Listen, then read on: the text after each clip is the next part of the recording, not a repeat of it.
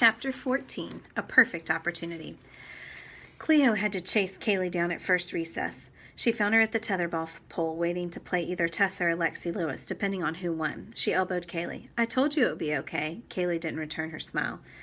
Lexi pounded the ball around and around. "You're really good at that," Cleo shouted above the sounds of the game. Whap, whiz, cling. Thanks, Lesnore. Whap, whiz, cling. Cleo didn't have time to get mad. She was working fortune principle number 7, compliments win customers. She hadn't forgotten her goal of winning Lexi Lewis's business, and now she knew for a fact that she did have a loose tooth in that big mouth of hers. The last of the rope coiled around the pole. "Tether," Lexi looked at Cleo out of the corner of her eye. "You playing?" It sounded like a challenge. Kaylee was here first. Lexi unwound the ball. Kaylee took Tessa's spot. Lexi served the ball over Kaylee's head, and it wrapped around the pole. 1, around again. 2, Lexi slapped it. 3. If Kaylee didn't get the ball soon, she would be through. Lexi lost her balance, and Kaylee whacked it back. Boom! Around again. Boom!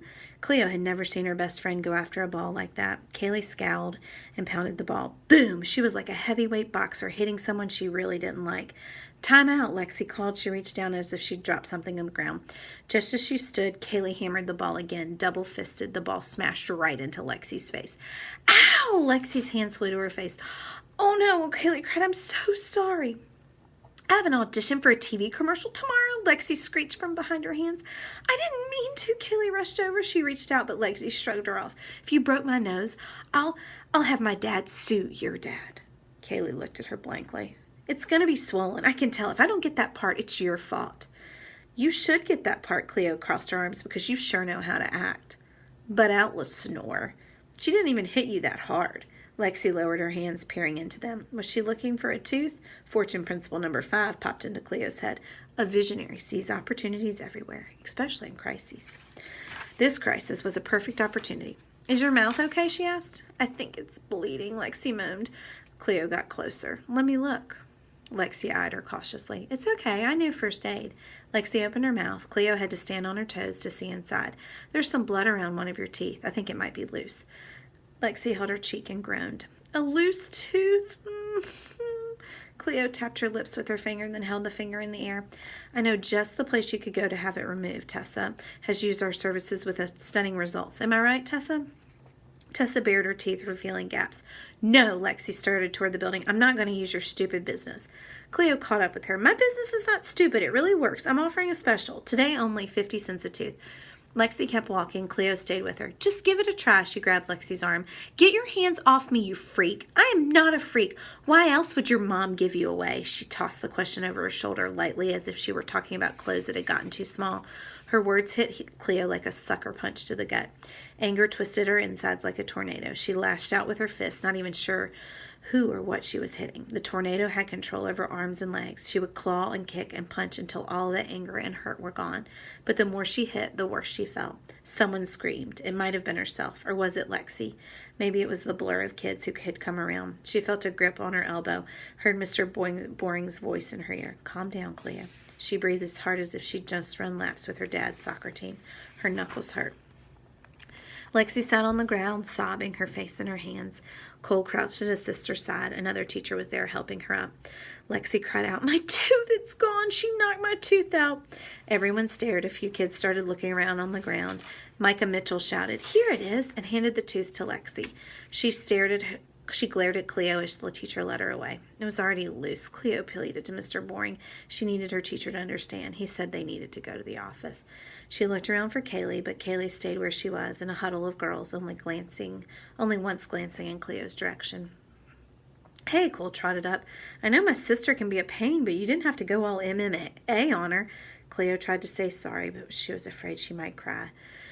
Mr. Boring looked serious. He nudged her forward. "Come on, Cleo, let's get inside." It suddenly dawned on Cleo. She was in a lot of trouble. She spent the rest of the morning in the office, first waiting until Lexi had seen the nurse, then sitting in front of Principal Yu talking about what had happened. "My dad is a lawyer. He'll sue you for damages," Lexi threatened. She had suddenly gained a lisp, as if her tongue didn't know what to do with the new gap in her mouth. "Hold on now," Principal Yu leaned forward in his chair. "Nurse Bashara said she didn't see any injuries, just your tooth, which I've been told was loose already." "Thank you, Mr. Boring." "So, girls, what happened out there?" Mr. Yu pushed his black-rimmed glasses further up on his nose. "She attacked me." Cleo, do New Heights Eagles use hitting to solve problems? He stared at Cleo, unblinking. Cleo felt herself getting warmer, as if Principal Yu's gaze had fire-starting powder. No, Mr. Yu. She kept her eyes on her lap, wishing he would stop staring at her. No, they don't. New Heights Eagles talk it out, and if it's too big a problem to resolve on their own, they get an adult. Lexi crossed her arms. She was pestering me to use her tooth-pulling business. She moved like a bobblehead toy, her head swiveling on her neck as she spoke. She pulls teeth with a Nerf gun. She did it to my brother before school, behind the portable. She's obsessed. Principal Yu's eyebrows rose. A Nerf gun? Behind the portable? Meatloaf at McDonald's. Actually, Cleo needed to speak up before Lexi Lewis had her convicted and on her way to jail, or rather suspension. It was for a class project, my passion project. Your passion is pulling teeth? Mr. Yu looked at her over the top of his glasses. No, Cleo laughed. Silly Principal Yu. Starting businesses. I got the idea for a tooth removal service when one of my friends was afraid to pull her own teeth. I have an ad on YouTube if you want to see. Cleo leaned forward excitedly. Mr. Yu pushed back his chair. Maybe later. Please stay here, ladies. He left his office. Lexi Lewis smiled smugly. Cleo drummed her fingers on her thighs. Was she in trouble for the Nerf gun or not? A few minutes later, Mr. Yu came back with Mr. Boring. Cleo's heart sank. Mr. Boring took the seat next to Cleo. Cleo, did you bring a Nerf gun to school? His eyes were kind, but she knew the answer would seriously disappoint him. She lifted her hands in her lap. Yeah, Mr. Boring. Her head snapped up. But I wasn't playing with it, and I wasn't hurting anyone. She glanced at Principal Yu. Pulled a few loose teeth, that's all. Principal Yu sucked in his breath. I'm sorry, Miss Oliver, but between initiating a fight with Miss Lewis, she's the one who started it, Cleo wanted to shout, and bringing a gun to school. Not a gun, Mr. Yu, my extractor extraordinaire. Lexi scoffed under her breath. And bringing a gun to school. I'm going to have to send you home for the day as a consequence of your poor choices. Mr. Yu, Mr. Boring spoke, if I may interject for just a moment. Do we know what prompted the outburst? He turned to Cleo. Why did you hit Lexi? Cleo's palms were suddenly clammy. Her heart beat so hard it shook her chest. She needed to get away, to go home. Principal Yu turned to her. Miss Oliver. Telling Mr. Yu what Lexi had said would be like Barkley exposing his belly. He only did that with family. Miss Oliver? She couldn't repeat the words. She was making fun of me because I'm adopted. Miss Principal Yu cleared his throat. I'm very sorry to hear that. His blowtorch gaze landed squarely on Lexi. Miss Lewis, is being adopted something to make fun of? Lexi huffed. I guess not. You guess not? His face was turning red. No, it's not. Girls, I'll be talking to your parents and teachers about further actions in light of today's incident. Now you need to apologize to each other.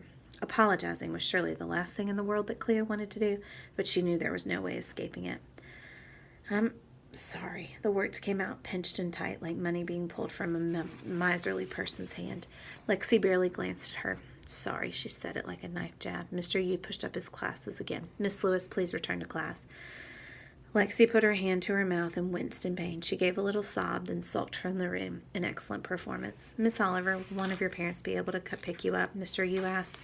Cleo gasped. I still have to go home? She thought she told him about Lexi would change his mind. He nodded once. My mom, she said, avoiding Mr. Boring's gaze. I'll call now. You may wait in the main office. He and Mr. Boring exchanged glances.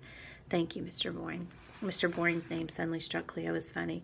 Coming from Mr. Yu's serious mouth, it was hilarious. Hysterical? Hysterical. She couldn't stop giggling. Mr. Boring led her to the row of chairs along the front window. He sat next to her. What's so funny?